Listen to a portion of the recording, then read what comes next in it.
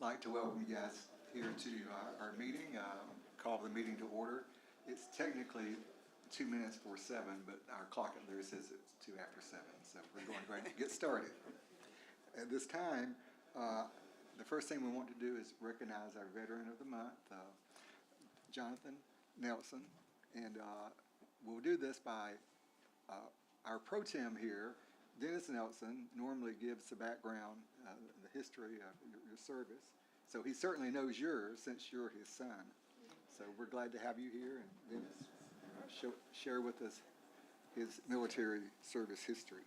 There should be lots of pictures up there, maybe some he doesn't want to be seen. Corporal Jonathan Nelson joined the United States Marine Corps in 2011 within a month of graduating high school. This was really despite what his parents wanted. He attended basic training at Parris Island, South Carolina, and was transferred to Camp Pendleton, California after being selected to attend the Marine Corps Force Reconnaissance, a Special Operations Force. Corporal Nelson decided that rather than go through the specialized training, he would rather go straight to where the war was. Another thing his parents weren't happy about. He attended School of Infantry and then quickly transferred to the 2nd Battalion, 7th Marines at 29 Palms, California. He received specialized and advanced infantry training leading up to his deployment to Afghanistan in Operation Enduring Freedom. Corporal Nelson was deployed to the Helmand province of Afghanistan and assigned to the Sangin region, described by the British newspaper The Guardian as the deadliest area in Afghanistan.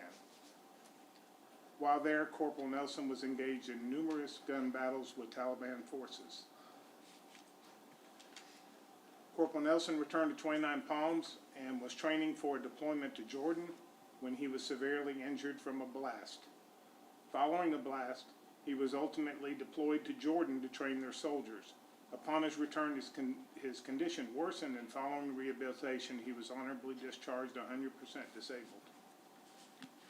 While serving in the Marines, he earned the following ribbons, medals, and badges: Combat Action Ribbon, Afghanistan; Marine Corps Good Conduct Ribbon; National Defense Service Medal; Afghanistan Campaign Medal with Star; Global War on Terrorism Medal; Sea Service Deployment Ribbon; NATO Medal, International Security Assistance Force, ISAF, Afghanistan; and Sharpshooter Rifle Qualification Badge and Sharpshooter Pistol Qualification Badge. One of them was an expert, wasn't it? Okay. After his discharge 8 years ago, Corporal Nelson moved to Ball Ground. He has 3 young daughters. He loves history and is currently pursuing a degree in history education. Once completed, he hopes to become a history teacher or work in a museum of history. So it's my honor every month to introduce the Veteran of the Month, but particularly my honor tonight to introduce my son. So Jonathan, if you want to meet us up front.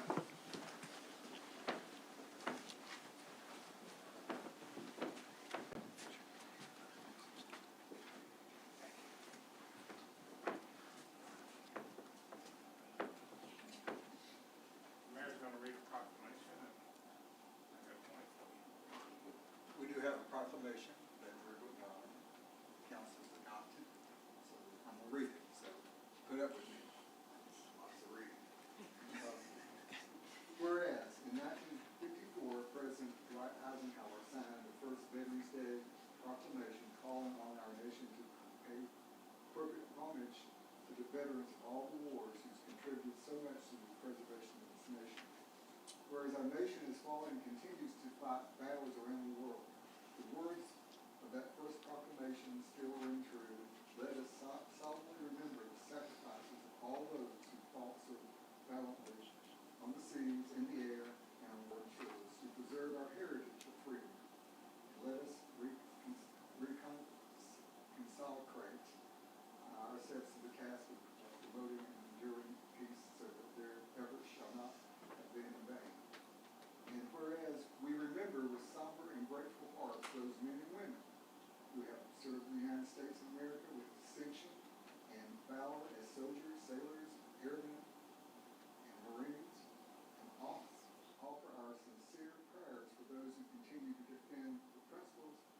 our nation was founded. And whereas we are proud to recognize our country's veterans, extend the appreciation of our citizens to those who wear the uniform of the United States forces and serve on the front lines preserving freedom and liberty. Now, therefore, I, A.R. Roberts III, Mayor of the City of Ball Ground, do hereby proclaim Jonathan Nelson as Veteran of the Month for the month of October and extend to him our sincere appreciation for his sacrifice and the contributions he has made to our great nation and community. In witness thereof, I have hereto set my hand and cause the seal of the City of Ball Ground to be affixed this 12th day of October. And I've signed this, but we've got the whole council to sign it too. So,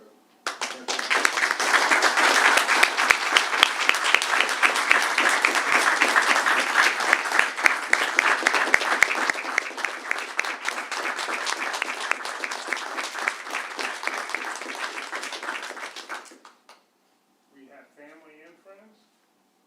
You want to come up and get a picture? We're also going to get a picture with the council members like we normally do. So which one do you want to do first? Aaron?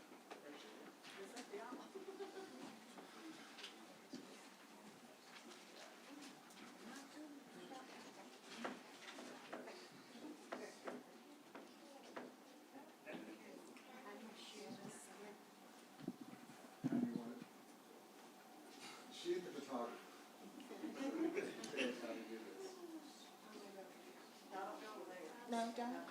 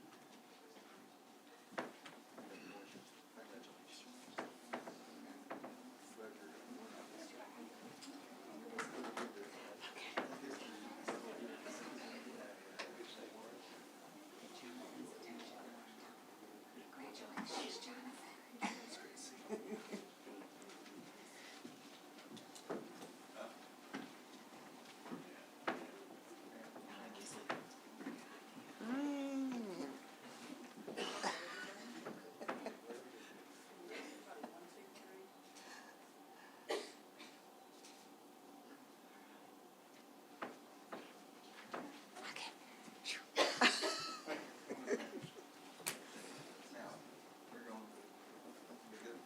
we're going to ask you to lead us in the pledge of allegiance.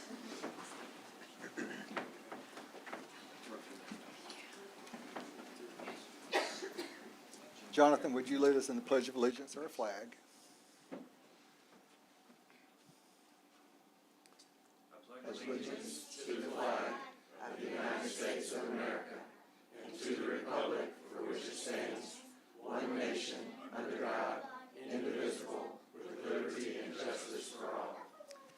Thank you so much. Good job, Kennedy.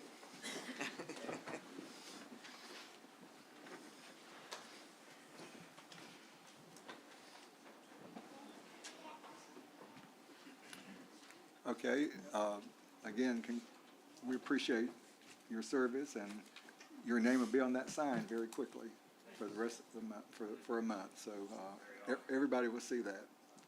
You'll be famous. For a month.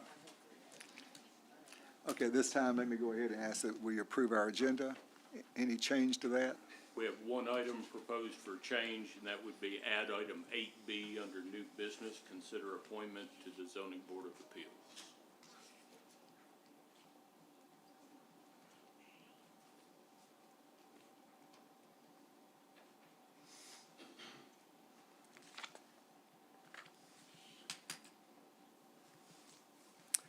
Okay, with that, item 8B added. Do I get an approval of the I'll make a motion. agenda? Okay, motion made, second. All in favor? Aye. Okay, move forward now. The next item on our agenda is, we're going to receive something from Cherokee County. We have Brantley and Jeff here. So Brandon Day is our Community Development Director, Jeff Morton, County Manager, and Mark Stallings, Director of Planning. Yes. She's been very active in our history here. Hold up, Chris. So, Welcome. Mr. Mayor, Council, good evening. Thank you for having us here this evening. If you recall, about a year ago, a little over a year ago, we worked together to initiate the Growth Boundary Agreement and program, and that was probably the first time in, I think, about 20 years we were able to put that together, and we really appreciate the partnership we have with you and working with you on that, working with Eric and Chris, of course. And the county submitted, and of course, we've completed growth boundary agreements with Woodstock and Canton. Well, Canton we had in place, going back a ways, but then Woodstock and Holly Springs as well. And Waleska's actually in process right now, it looks like. But anyway, we submitted that idea, the program that we've developed with you all, to the Georgia Planning Association for an Innovation in Planning Award. And I'm pleased to tell you that Cherokee County and the cities of Ball Ground, Holly Springs, Woodstock, and Canton all were awarded the Innovation in Planning Award, which is a statewide recognition by the Georgia Planning Association, which is the state association of the American Planning Association. And so we were in Savannah a couple of weeks ago. Our picture's in the paper today, on the second page, receiving this award. And so we wanted to come back to you from Savannah with the award. We've actually wanted to make sure that we brought you a copy of the award for you to keep, and for you to have, and we just wanted to bring it to you tonight to tell you thank you and to celebrate our award for this outstanding work, I think, with our growth boundaries, which has created a great partnership for planning, communication, and annexation coordination. And we really appreciate it. Well, I'm very proud that you got that award, and we're getting it too. Yes. But, we're extremely lucky. History I've been involved with the government, how lucky we are, the county and the cities now are just, they work together. And the growth boundaries are very important, and I'm real happy that we got an award for them. Will Waleska get in here? Well, they did win an award for their planning document, so they didn't go away empty-handed. Well, you want to, Chris, you want to take this and place it, I was saying, we need a photo op here too. Okay. Yeah, you better get in the middle. Yeah, you gotta balance. Chris is gonna be tall no matter what. I know, I make him sit down when I stand.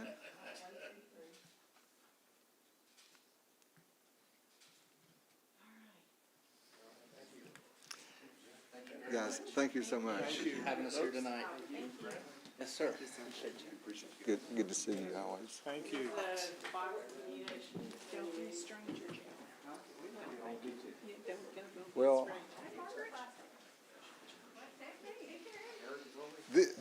I'm telling you, these three people, these three right here, have been so beneficiary to the city of Ball Ground. I mean, we've connected so well with them. They've done so much for us. And I'm very proud you guys This brought. guy's speed dial too. Yes. He's got me on speed dial. Yes, We work real well together. That's We true. appreciate all the cooperation. Well, thank you for that presentation. And Thank you. Thank you. Much happy meeting.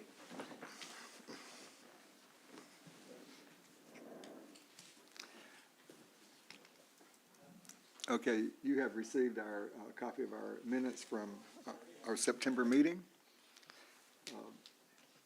Any other changes? Annette, Nope, it's good. where's Karen? She's out there. Well, okay. I think we need the clerk here, don't we? No? As long as the tape recorder's going, I think we're okay. Okay. It is going. Well, All right. so you've seen it's been amended with a couple of corrections, and any other comments? Otherwise, a motion to approve the minutes as submitted. I'll make a motion to approve the minutes. Okay, second? Second? Scott? Okay, all in favor? Aye. Okay. The minutes just got approved again. Okay, at this time, I jumped over your announcements. You want to make, Eric? Things we have coming up, we have a busy weekend this weekend, Saturday the 14th. We have the Safety Superheroes at the Community Building Parking Lot, so that'll be a nice event hosted by Cherokee County with the support of our police department and local fire. We also have the stream cleanup, and if we have enough folks, we'll do roadway cleanup of Ball Ground Highway between Howell Bridge and Sharp Mountain Creek. We have folks from Public Works coming in to support that.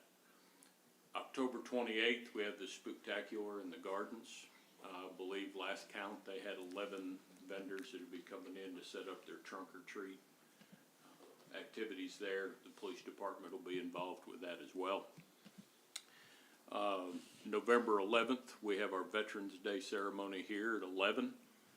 And December 1st, March of the Toys for Tots Parade. That's really picking up steam. I think we have 31 registrants right now. Doesn't sound like a lot, but one of them will be bringing between 25 and 30 vehicles. Another one's bringing 10 or 12 vehicles. So picking up steam. We had a good meeting on that last night, so I think we're about ready to go. Okay, that's our biggest event, isn't it? It fluctuates back and forth. Fireworks was bigger this year, with just over, Placer ID put just over 9,000 people here for the fireworks. I think we were just under 8,000 for the parade, so they're neck and neck.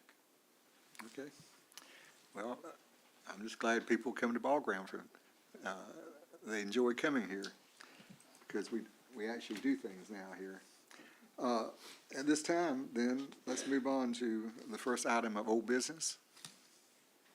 Consider the second reading of ordinance to establish standards for vending machines. Any change on what we approved in? There were a few changes there at the work session. Chris made those and sent them back out. Legal has reviewed them, so we believe it's ready for adoption. Do those need to be just told now here before we vote? The changes, As long as they've been posted on the website, it's fine. okay. All right, so let me ask for a motion to approve the second reading of the veterans machine, vending machines rather, standards. Make a motion to approve the ordinance to establish the standards of vending machines. Okay, motion by Scott, second by Annette. All in favor? Aye. Any opposed? Okay, so that's in effect now.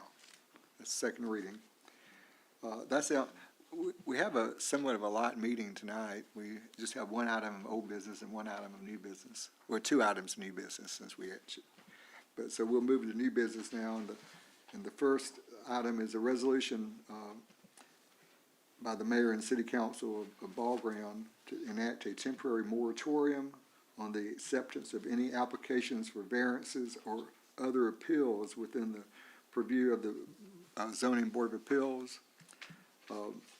Eric, you want to give us a background for people here? We have some changes that we need to make to our ordinance, and we also, right now, don't have a full panel on our zoning board of appeals.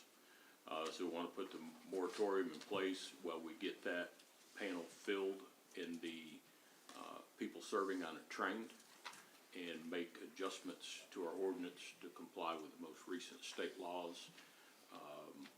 We have things in our ordinance where if somebody puts in an application for an appeal, they're entitled to a hearing within 30 days. The new state law says that you have to provide adjoining property owners at least 30 days notice, so they don't line up.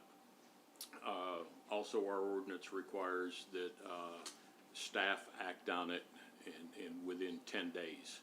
and get it to boards. We need a little bit longer than 10 days on some of the more complicated requests that come forward. So the moratorium is for 120 days. We could be done before that. It's set to expire in 120 days, correct, Chris? Following, or expires on the day of January. The date, okay, so expire in January unless you all extend it. January 11th. Okay, this is a request to put in a moratorium for 120 days for our zoning board of appeals. Can I have a motion to approve? I'll make a motion to approve. Okay. Motion by Vicky, Second. second by Chris. Any comments, more discussion? Well, on the paper we have, it says 18 instead of January 11th. But I believe that was corrected in the most recent draft. Okay. At the work session, changed the dates. Okay. It's good through January the 11th. Okay. Okay, all in favor of the motion? Aye. Any opposed? Okay, unanimous. And the second item under new business is consider appointment to the zoning board of appeals. Eric, you want to give us that specifics? Yes, we currently have 3 vacancies. We only have 2 board members. What we're recommending tonight or asking council to consider is the appointment of 1 person to this board. That'll give us 3 because we have received a variance request that's a valid request prior to the moratorium taking place.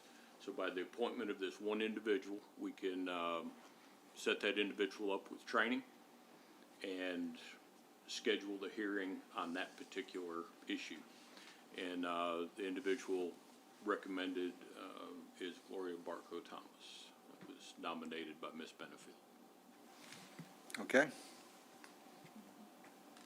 To go forward, ask a motion to approve Gloria as a member of the ZBA. Motion to approve. I'll second. Okay, motion made and seconded. Any comments or discussion? This is effective as of tonight, that Yes, Gloria ma'am. is adopted. Okay, all in favor? Aye. Any opposed? Okay, that's unanimous. Gloria, congrats. Thank you.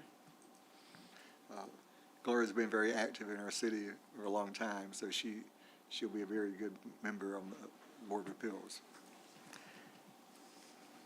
Okay, that concludes our new business, so we'll move on now to Eric's comments.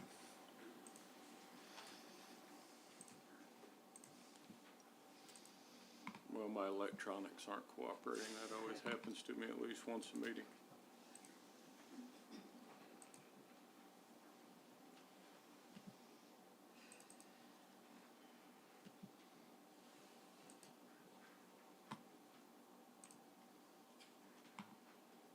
Chief?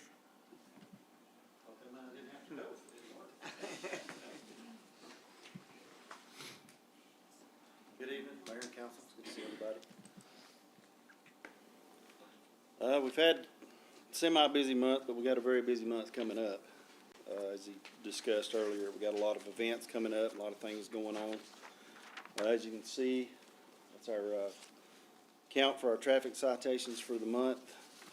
We issued 35 this month. You can see most of them is usually for tag violations and things of that nature. Could be from expired to suspended or whatever other issues with registration. And then the other ones are broken down that way. And then on our daily activity, you can see it again, we had a total of 371 activities, or excuse me, I'm sorry, 345 activities for the month, and those are broken down by zone patrols, which you see, that's usually the majority of what we do, is our zone patrols, which is about 125, 130, right in that area. Then probably closely by that is a lot of administrative stuff, which that's mostly me logging in my activity for the day. And then probably traffic stops is a close second, and then The other traffic that says there is usually either directing traffic or working a broke-down vehicle or going out with a motorist that needs assistance, or if somebody called, they give us a call over the radio that says there's a object in the interstate or something like that. We get a lot of calls on that, you know, like there's debris in the road, and somebody calls 911, we go out and make sure it's clear and that. So that kind of covers what the traffic is on that. The dispatch calls, this is from the Cherokee CAD system. Breaks down the priorities, 1, 2, and 3, total of, what was it, almost 200, right at 200, I think. Don't have a total, I didn't do my math. So 55, 90, about 90, 195, almost 200, something like that. And one thing I want to point out too, I know last month you talked about what a priority 1 call was, and it was like a emergency type situation. I've noticed that dispatch does label a traffic stop as a priority 1 call. So if you can look back, when you look back and see how many traffic stops we did, which we did almost 60, so out of that 104 priority 1 calls, 60 of them were traffic stops. So that kind of breaks it down that it's not really what I would call a priority 1 call, but that's the way dispatch labels them. So that's kind of at their mercy of the way they work their CAD system. So go on to some things that are going on. The part-time person has started work. She was working this afternoon for a couple hours. So I got her to kind of give me a rundown of where we're at as far as what she's got done. There's different chapters in the state certification process of the manual that we have to go by, and there's different standards in each chapter. There's 143 total standards, and as of right now, she was giving me a breakdown of what, combined what I've done, had started, and what she's done. We've got 20 of 25 of Chapter 1 pretty much completed, 18 of 23 of Chapter 2, and 6 of 18 of Chapter 3. There's 9 chapters, I believe, but there's at least 2 chapters in this that we're exempt from. And what that means is we don't have a jail, we don't house inmates, we don't have, there's a lot of, that covers like Explorer programs, reserve programs, and things like that. So we don't have that, so we'll be able to get waivers that say that we're exempt from that, so we don't have to follow that standard. Another one is we do participate in the multi-agency narcotic squad here in the county as a person on the actual board. However, we're not considered a voting member because we don't have a person assigned to the task force. So we'll be exempt from a lot of those too, since we don't really fully participate in the narcotics squad task force, since we don't have an officer assigned as an agent. But we do attend the meetings. I attended a meeting today, and we do communicate with them and work with them, you know, very good.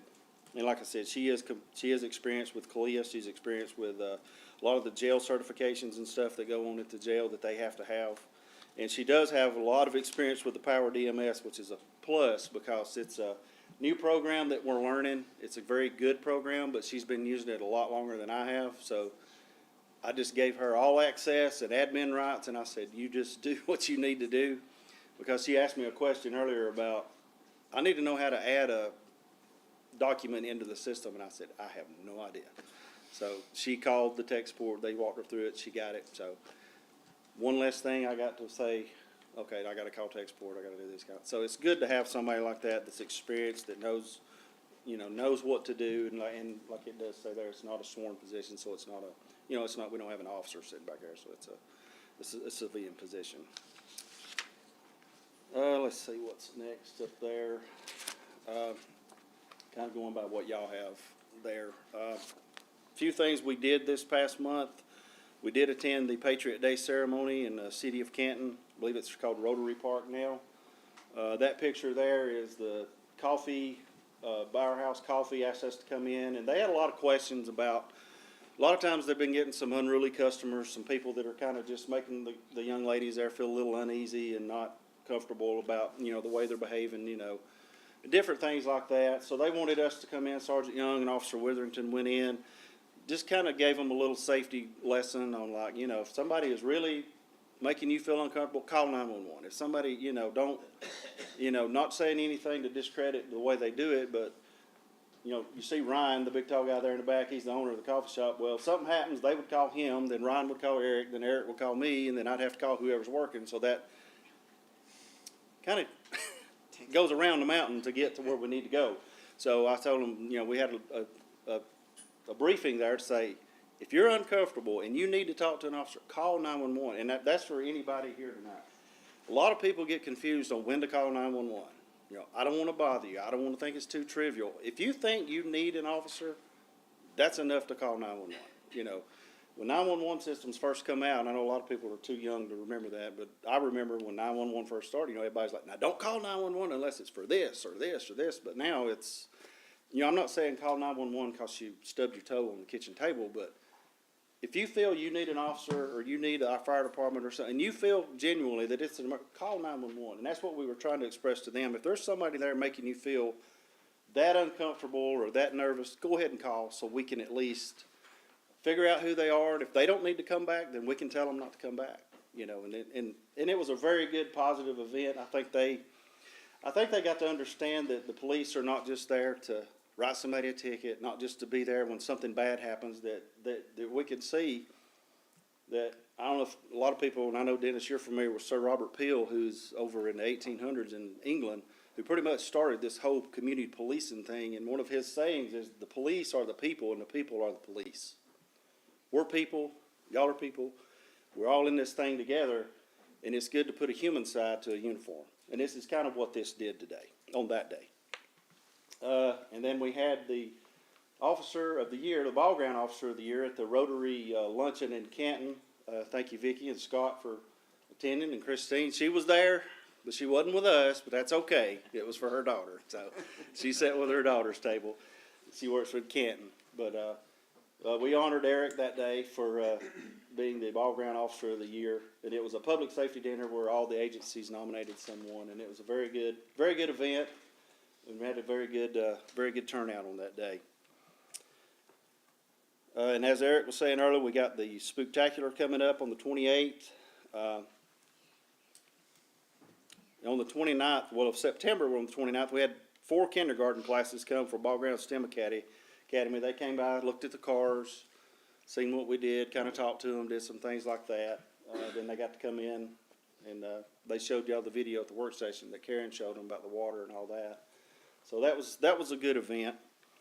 And then, like I said, we got a busy October. We just had the Ball Ground Rocks Festival. It went really well. Had a perfect fall day for that event, so it went really well. Good crowd, and nothing to really on our part to say that went on. So it was good that way. And I guess in conclusion, we're still got the 2 positions open. We have interviewed 2 candidates for that position. Finally got some resumes in, finally got some interest in it. So we did interview 2.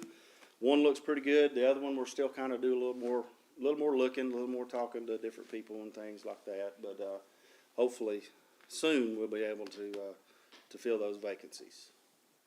And I think that's about all I have this evening. Any questions, comments, concerns? The 2 that you're interviewing currently for the officer's position, years of experience? One of them has a lot of experience. He's actually, I think he retired from somewhere in Florida. Not sure what part. You need to find that out. Yeah, they know. I just No, can't I'm just remember. saying, you know, we got. Yeah, but know a yeah, lot of he's them got a down lot of there. experience. The other one, he's got probably 4 or 5 years of experience. Good, okay. So it's always good to get somebody that has experience, because as you know, when we get somebody, we get them trained, we turn them loose, and they're usually unsupervised. Right. So, you know, I'm not saying anything bad about younger officers, but a lot of times you need somebody kind of just to be there with them, coach them along, and point them in the right direction. But, you know, when you get more seasoned people, it's a little more comforting to know that they know what's going on, they know what they need to do. They just need to learn how we do it. And the new administrative part-time person, is it Monday through Friday? She kind of just comes in when she can, because she Okay. works a full-time job. Like, she Okay. came in this afternoon at 4 and worked from like 4 to 6, or Okay. 4:30 to like 6:30. Is she gonna get more set hours, or is it just? It's gonna be just when she can. When she can, Yeah, okay. because she comes in on Saturdays and Sundays some. And how many hours do you designate to her a week? I don't really designate. Her department or agency probably designates, because most most agencies like us, our policy, if I'm correct in thinking this, you can't work more than 20 hours at another job. Right, So that's probably Okay. the way hers is, and I don't see her being able to work that many hours, just to be honest with you. but it's nice. But on a to have positive it. note, I was talking to her today, and, I mean, she's running with this, she's doing a really good job. Great. And she says, hopefully she can dedicate more time, it's just been real busy at her other job, trying to get some things done. But, she's very optimistic, and she thinks by June, we should be ready to present and be ready to go with this, so. Good. I would I'm- say it's just as important if you accidentally call 911 to stay on the line. Yeah. And tell them Yeah. that it was a butt dial or a Yeah. whatever. We're still gonna come, no matter what, but it kinda, the urgency goes up when somebody just hangs up and then they can't get them back on the phone. Because that's a priority one call that we were just talking Then the about. officer's trying to find what the Yeah. call is about and there's nobody there. Yeah, and there's not a lot of information, and the more information we have going into something is always better. So, yeah, like she said, if, I don't even think if I've the, done it here, I think I did it in North Carolina. oh, yeah. Our daughter did it when she was Yeah. little. Yeah, well, we've all been there. I've done it on my watch one time, I didn't mean to. Exactly. It did the panic, I didn't even know it did it. Mhm. All the time when I work in the yard. With operating a vehicle with not the correct tag, Mhm. 16 stops. But I'm assuming that Well, no, what, it says that, operating a vehicle without a valid tag, mhm. 16 stops, and I was just kind of curious, were those just cars passing through our city, and, this happened to be. You're talking about the ones that were cited for an invalid tag? It's on the back end. That's what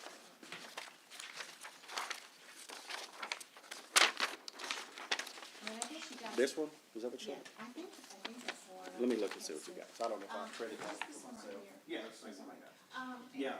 I was just wondering, out of all your total stops, are they, basically, are they just, cars and people traveling through our city? Most of the time it is. It's most of the time through traffic. It's usually not local residences. I mean, I can look back and get a little more detail as far as, because I don't really, I'm just looking at raw numbers. I'm not looking at like the citations that says where they live, their address and all that kind of stuff, but, you know, I could get and there's no more than it is. And it's not that much data, and it wouldn't be that hard to say. I could look at the address pretty quick and tell. But for the most part, it's usually somebody that's passing through. It's, in the mornings, it's people going to work, in the afternoons, people coming from work. You know, it's usually, a lot of the traffic is passing through. It would be interesting to have, and I don't wanna cause you any more work, but I was just kinda thinking, it would be interesting to have our city residents and our non-city residents that on. Yeah, that would be, You know, it would be hard, I know. yeah, that would be, I mean, you know, because a lot of times you'll have one and the address will say Ball Ground, but it's not in the city. So it would be, it wouldn't be impossible, but it would be a little tedious, but. Anything else? All right. I'm proud of Eric for his, Yep, he's, For the you know, year. and for those of you that wasn't there, I'll expand on that just a little bit, I'll be brief. He's done a lot of work, and he's shown enthusiasm to do the work himself. I mean, it's not like he was told to do the things that he's done. And a lot of things that he's done is he's went to instructor school, post-certified instructor school, and that's not an easy school. It's a 40-hour class, you have to do a lot of work, a lot of, 80 hours. oh, is it 80? Okay, 2 yeah. weeks. So, yeah, that's right, it's 2 weeks. And you have to do a lot of lesson plans, you have to do a lot of teaching and things like that. So he went and got that done. And then immediately after that, he went and got his firearms instructor, so he's a certified firearms instructor now. So now we can do all that in-house. Before, we had to go outside, get somebody else to come in that was a firearms instructor. He's now a TASER certified instructor, so we can do our TASER recertification every year in-house. Last year, we had to go up to, I believe it was Pickens County to get it done, because that's done through the manufacturer, that's not done through post. And then now he's working on getting his use of force instructor training, because now you have to be trained in the specific topics as an instructor. Used to, any instructor could teach you use of force, but now you have to have a instructor that's trained in specifically use of force. So that's one he's going to work on probably next year, since, you know, we're a little short-handed right now. And it's, I think it's, I don't know if it's a 2-week class or not, but those are pretty extensive classes.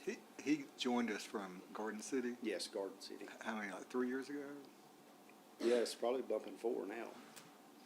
Yeah. And his lineage in law enforcement goes way, way back. Oh, yeah, it goes way back, Grandfather yeah. or His, grandfather. his mother and father both worked for Savannah, Chatham County, and then, his grandfather, it goes way back. So, yeah, he's, comes from a long line of Oh, we're glad, police officers. glad to have him. I am And you, too. and Matt, Yeah, all our officers, I'm Yeah. very proud of. I'm proud to be here. I see Josh too. Yeah, he's hiding back there. Right? All right. Okay, Thanks. thank you, Chief. All right, thank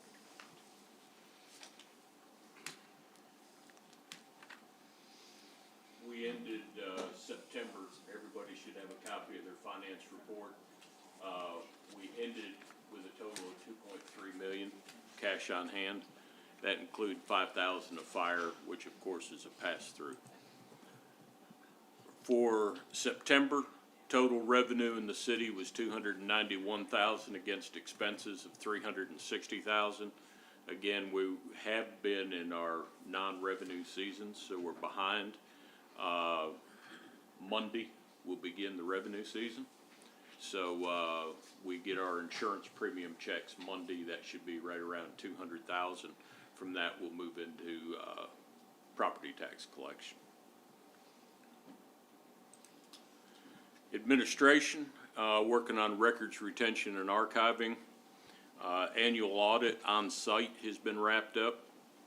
The 2024 events calendar, the draft is complete and is going to print. Just finished up this morning on the insurance claims downtown. We have settled both of those. We have a check on one of them, waiting on the other for the destruction of the lampposts. But the big thing, and it has been fairly time consuming, we're ready, Monday to start advertising the app that, the city has developed in partner with It's My Town. So we will have our own city app. Monday we'll be distributing these tabletop things to our restaurants and businesses downtown, so folks can just scan the QR code and download the app. Has basically everything that our website has on it, except it's able for us to update it all locally very easily here. It also has the ability for us to send out alerts to everybody that has the app. If we have a water outage, if we have a, boil water notice, if we have a road closure, we can put it in there, do a notify, the cell phone will ping and give them that piece of news. So that'll be a handy thing for us to have. One of the other features, and we're encouraging everybody to get this as we roll it out, but on the app itself in the upper right-hand corner is a camera. You click on the camera, it'll pinpoint you where you are. You type in your name, your email address, and whatever your concern is. So if you have a picture of a street lamp that's out, or a picture of a pothole, or a tree that's down, take a picture of it. It comes to staff. They know exact location, have a picture of what they're dealing with. We can prepare for it before we go out. So, great tool that we're gonna have. Multiple screen displays, we're getting closer. So, it's right here in front of Annette. I think everybody saw it. So they are all in and in my office. So we'll get those run, and, then we'll be ordering TVs so that you won't be looking at the walls anymore. We'll have the big TVs up here on this wall. You can just look straight ahead and keep everybody, on the same page. Paving and maintenance, we've issued the notice to proceed for the paving of Mound Street from State Route 372 through to Depot Street. At the same time, we've worked with Mr. Briggs, who has the property there on the side that has the gravel parking, so he's gonna move some of that, and he's gonna get, the pavers are gonna pave all that while they're there, so that on-street parking get paved at the same time. Eric, will that be angled parking or parallel? Be angled. Excuse me. It'll be angled closest to Barrel House Coffee. Closer to the intersection, that'll be probably 2 parallel spaces, closest to the Chestnut Street intersection.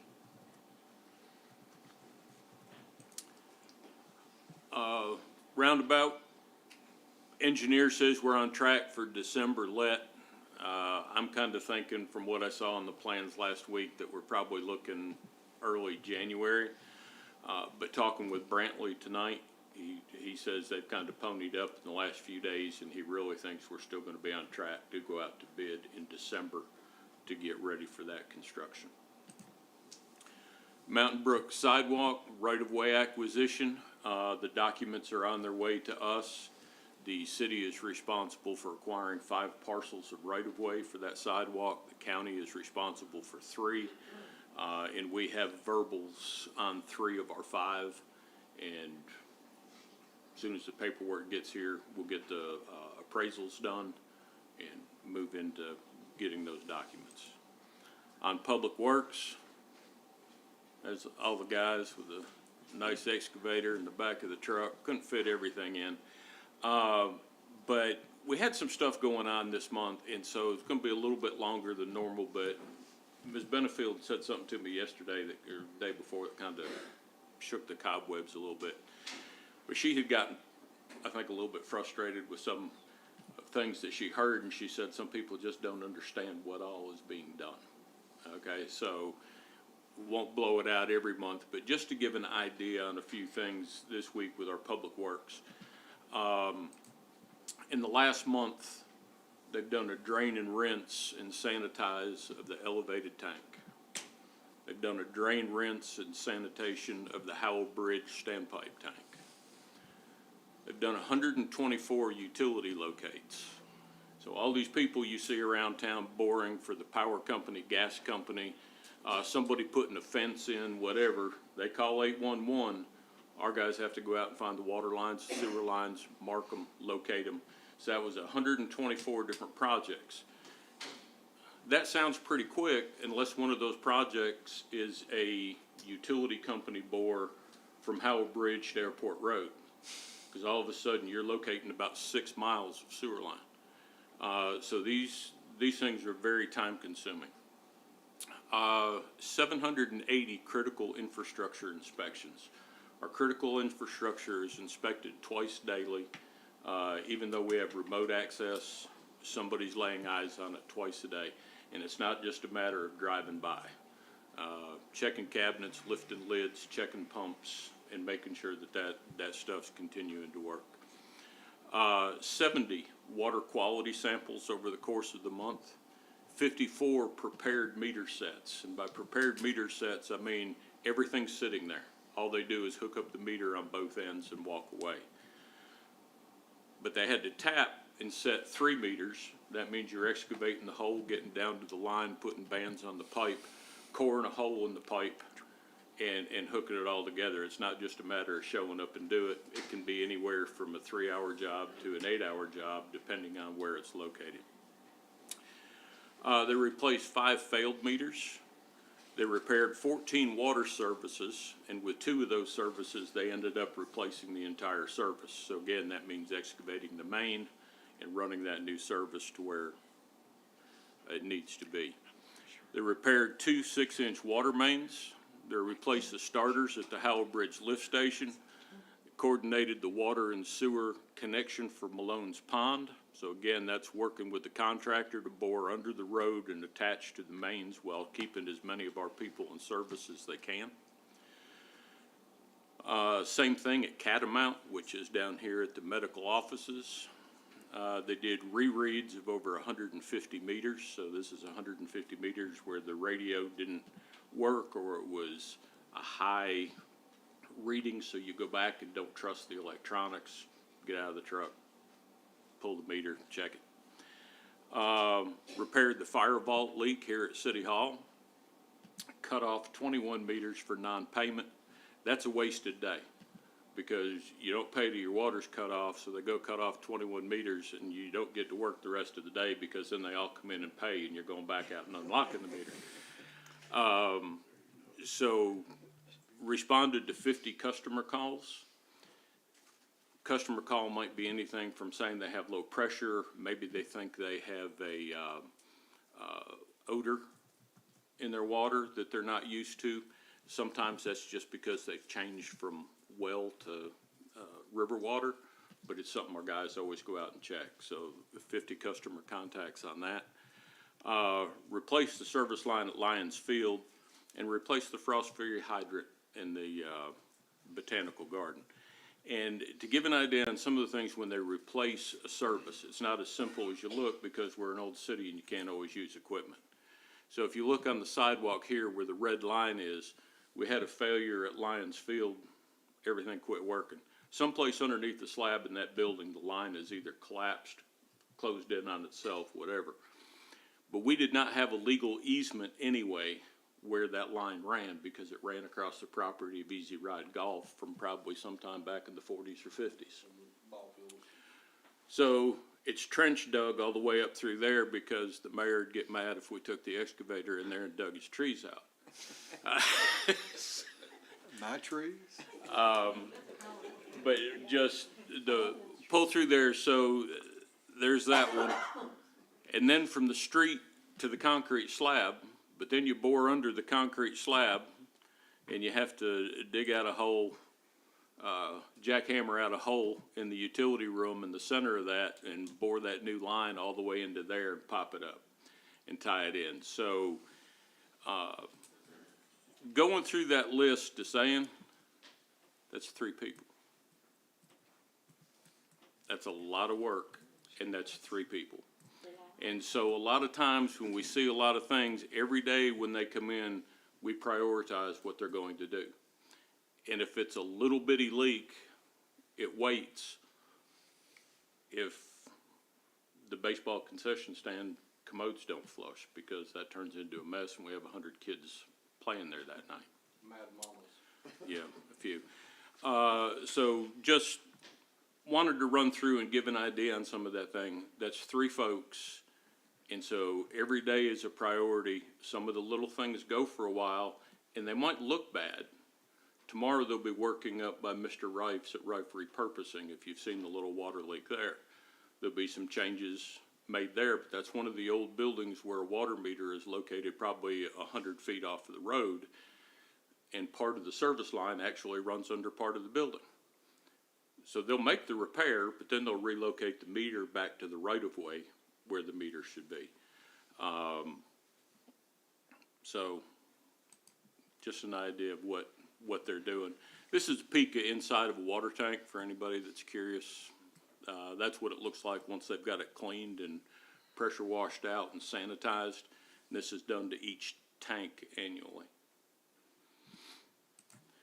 Back on the water purchase point for Mountain Brook, saw some ribbons up there this past week, so I think they have got the survey work started for the land that we need to acquire there. On solid waste, our RFP has been prepared.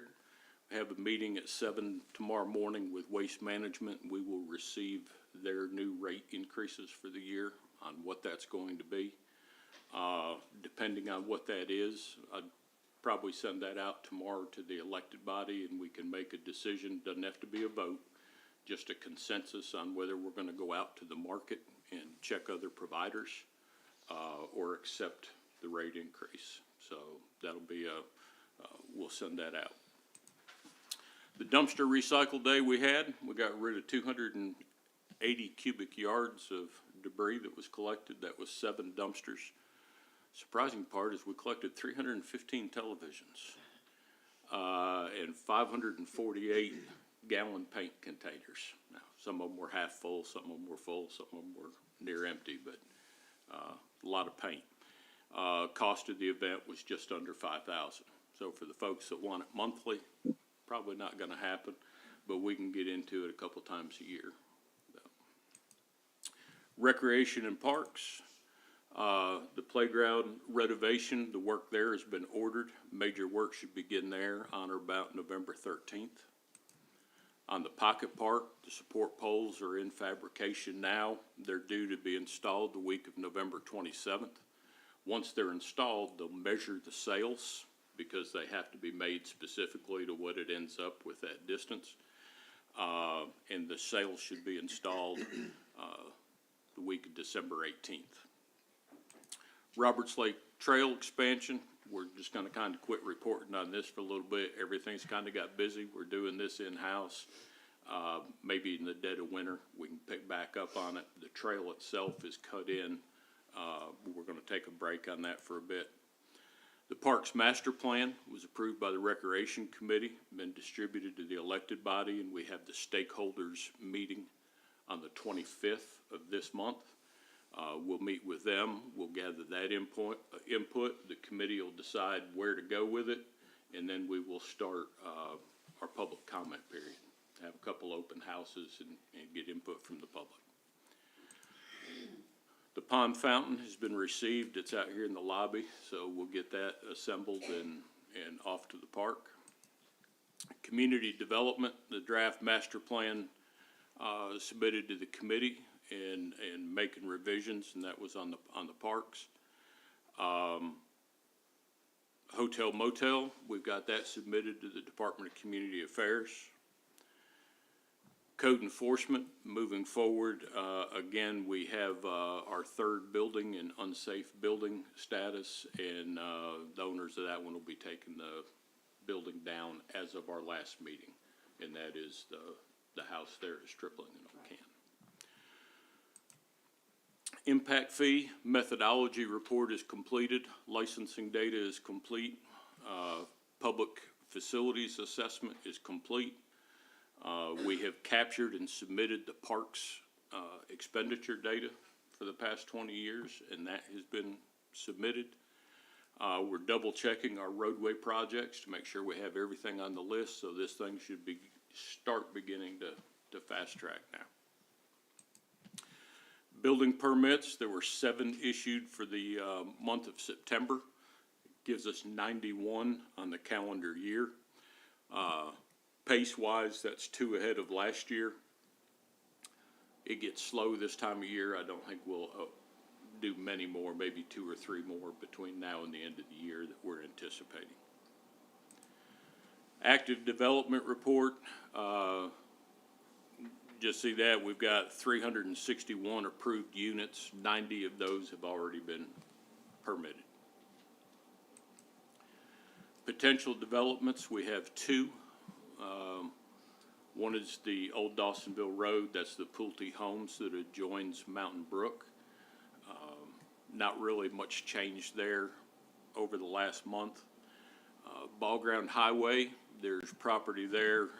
This is the folks that are requesting a stream buffer variance, so that is what our partial ZBA will be hearing.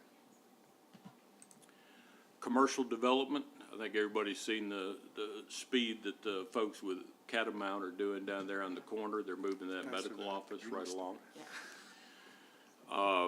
For the package store, restaurant, and dry cleaner, plans are well underway. We anticipate receiving their site plans next week. They've already submitted to EPD for soil and sediment. We should have their actual detailed construction drawings on the building early November. Infrastructure acceptance, Mountain Brook Phase 3. I got the email from the developer today, said he was complete. I'll drive back through. I did the other evening and nothing had been done at that point, so maybe there's been some headway. I'll check that. Linwood has been top coated, so we're just finishing up a few items there. We had a meeting with the management company and the folks from Smith Douglas. They've sent a proposal to some of the homeowners that are impacted in 372 South to see about obtaining easements and whatnot. We just told them what we'd accept, but we're not going to get involved in obtaining easement. That's their issue. If they get the easements, then the water lines, and we're covered on that, then that neighborhood would be ready for y'all to consider to accept.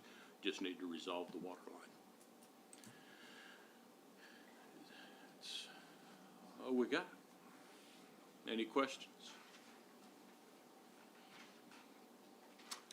I do, on the sidewalks to Mountain Brook, when you were talking about the sidewalks, I'm sorry, I missed that. When are they supposed to start construction on that? We don't have a construction date yet. What we're doing is obtaining easements from where we're gonna, We don't need much right-of-way, but we're gonna need a lot of easement, because there's areas that we're gonna have to backfill, get on private property to spread dirt, or get on private property to dig. So, Eric, is the store at the traffic light, are they moving forward, or are they at a standstill again? yeah, it's a good question. We did actually have communication with them today. I should be meeting on site with them next week. The next step it looks like they're gonna jump to is from the traffic light to the north end of that property, just past Mineral Springs Road. They have to replace our water line with a new water line moved all the way back to the back edge of the GDOT right-of-way, because they're gonna be putting more lanes and building out there. So we don't want our water line all the way out there, so we're gonna meet out in site out there, discuss how they're gonna move that, where they're gonna tap and set their meter. So, That cost though goes to them? entirely to them, yes. And they'll be doing sidewalk there too, correct? Yes, ma'am. Okay.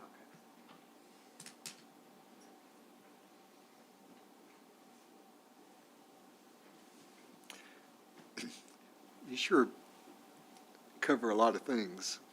It's- Well, it's- I mean, next month, we'll cover what our two guys do. They're working on roads and streets, because there's a lot of grass in this city.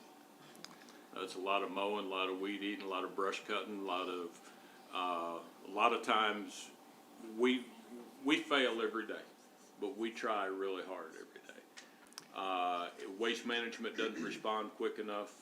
Our roads guys are the ones that are going out and getting the trash bags out of somebody's can, bringing it back to Public Works, getting rid of it, delivering cans, changing cans. I mean, David keeps them moving, so he's got 3 of them playing in water, and every once in a while, we'll steal somebody from one crew to help another crew, but there's a lot on both sides.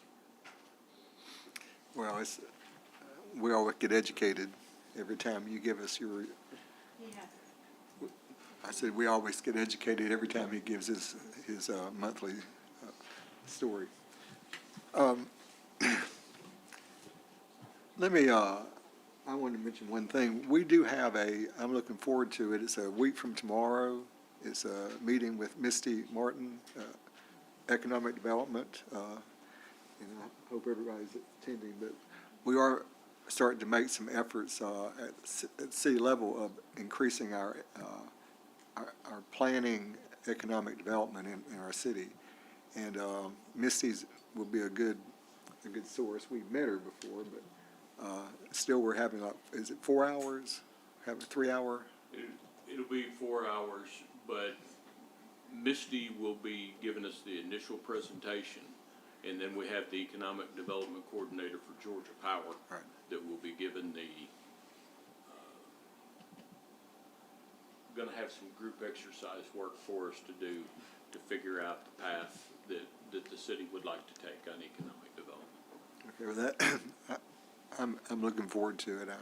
I think we all are, because we all are on board to improve the economic development in our city. So we'll be there a week from tomorrow. Scott, you have anything you want to bring up? I just reinforce this Saturday with the Hero Day there at the park to come out, bring kids, bring your friends, neighbors, and anybody that wants to participate with the creek cleanup and the road cleanup would be very welcome. So just don't want it to just be a few people there. So if you can put that on your calendar and participate, we appreciate it. Vicki?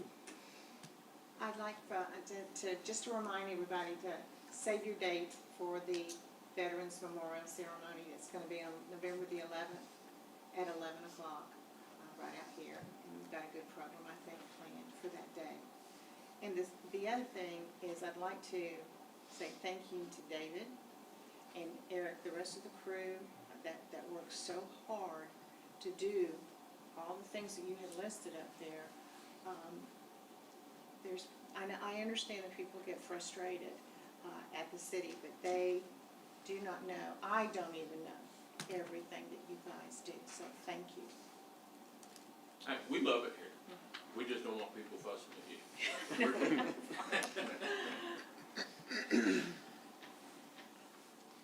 Dennis? Mine's not city related tonight, but just wanted to take a point to mention to everybody to keep the nation of Israel in your prayers.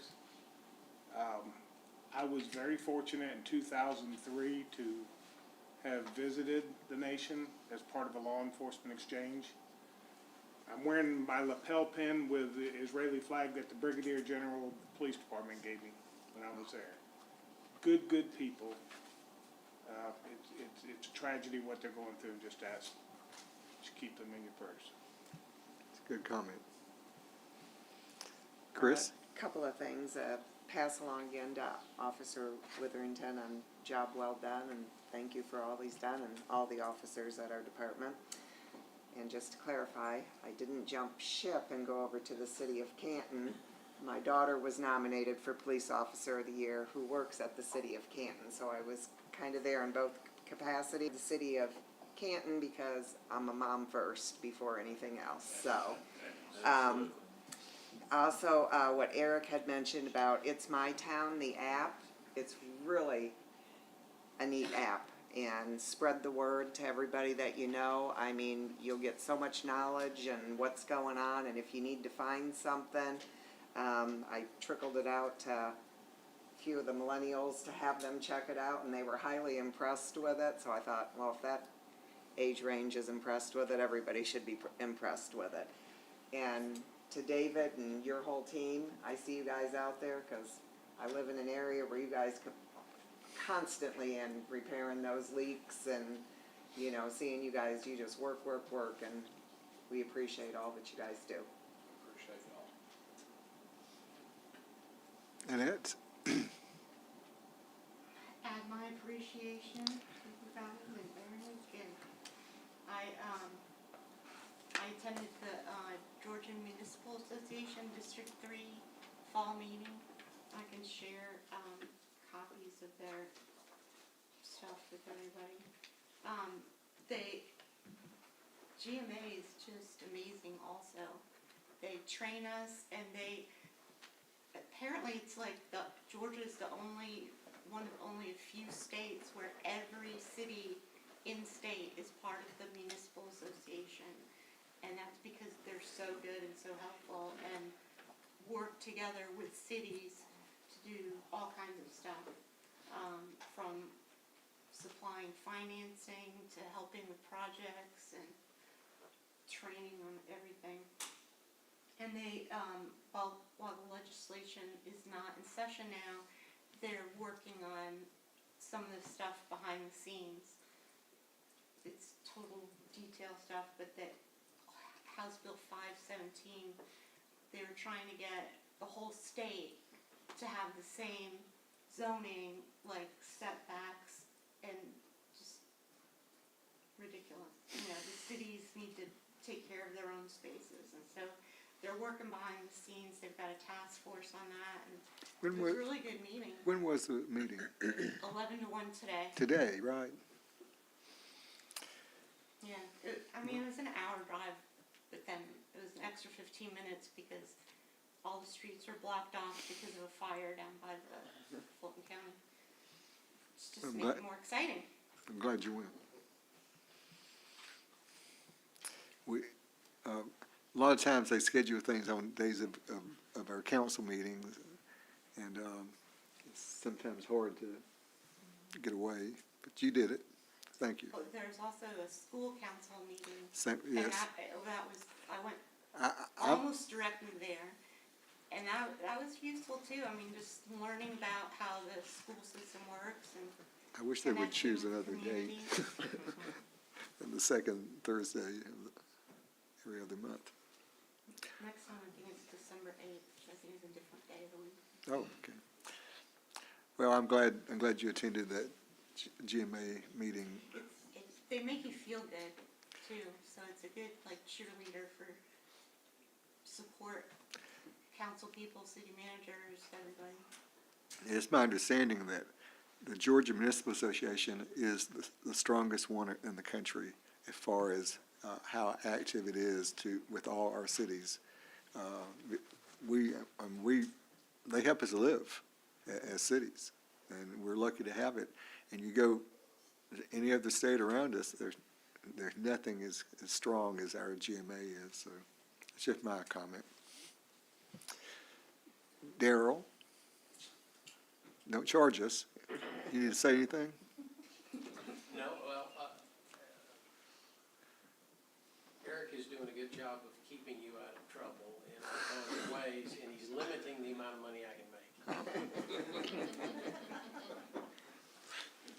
All's good. Okay. Not that I don't like it. This time, let me ask, does anybody here want to address the council on any issue? It's your time. Okay? Yeah. Then if that's the case, we'll go ahead and ask for a motion to adjourn our meeting. I'll make a motion to adjourn. All right, Second. Vicki. All right, thanks for coming, everybody. We need to watch the Braves. They're on TV.